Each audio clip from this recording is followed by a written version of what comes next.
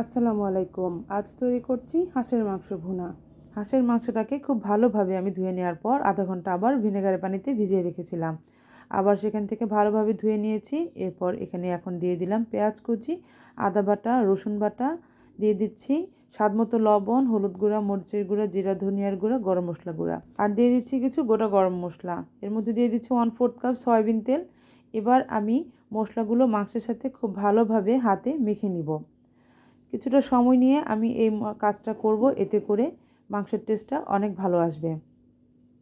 এরপর আমি ঢেকে রেখে দিব 30 মিনিটের জন্য। 30 মিনিট পরে চুলাটা জ্বালিয়ে দিব আর আমি মাংসটাকে খুব ভালোভাবে কষিয়ে নিব কিছুক্ষণ সময় নিয়ে। ভালোভাবে নেড়ে নেড়ে কষিয়ে নিতে হবে, নিচে যেন লেগে না যায় সেদিকে কিন্তু খেয়াল রাখতে হবে। আবার আমি ঢেকে দিব আর ঢেকেই আমি এই মাংসটাকে রান্না করব, কিছুক্ষণ কষিয়ে নিব। আমি প্রথমেই কিন্তু এর মধ্যে কোনো পানি ইউজ করব না। এবার এর মধ্যে আমি কিছু টমেটো কুচি দিয়ে দিচ্ছি। টমেটোটার কারণে কিন্তু এর টেস্টটা আরও ভালো আসবে। আপনারা না চাইলে স্কিপ করতে পারেন। এরপর আমি আবার এটাকে ঢেকে দিব।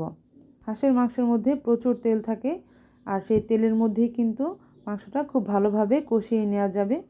প্রথমেই কিন্তু কোনো পানির প্রয়োজন পড়বে না, তবে কিছুক্ষণ পরপর নেড়ে দিতে হবে যাতে নিচে লেগে না যায়। মাংসটাকে কষিয়ে নেওয়া হয়েছে। এবার আমি এর মধ্যে গরম পানি ইউজ করব। তো রান্নাতে কিন্তু গরম পানিটা ইউজ করতে হবে। রান্নাতে গরম পানিটা ইউজ করলে রান্নার টেস্টটা অনেকাংশেই বেড়ে যায়, আর ঢেকে রান্না করলে রান্নার টাইমটা কিন্তু অনেকটাই কমে আসে। তো আমার এখানে রান্নাটা অলমোস্ট হয়ে এসেছে। আমি উপরে একটু গরম মশলা গুঁড়ো ছিটিয়ে দিয়ে নিলাম। মশলাটা মাংসের মধ্যে ভালোভাবে মিশিয়ে নিচ্ছি। এরপর চুলাটা অফ করে আমি ঢেকে মাংসটাকে রেখে দিব 5 মিনিটের জন্য। এতে করে গরম মশলার ফ্লেভারটা খুব স্ট্রংভাবে আসবে মাংসের মধ্যে। তো আমার হাঁসের মাংস ভুনাটা এখন একদম রেডি। সার্ভিং ডিশে তুলে নিচ্ছি।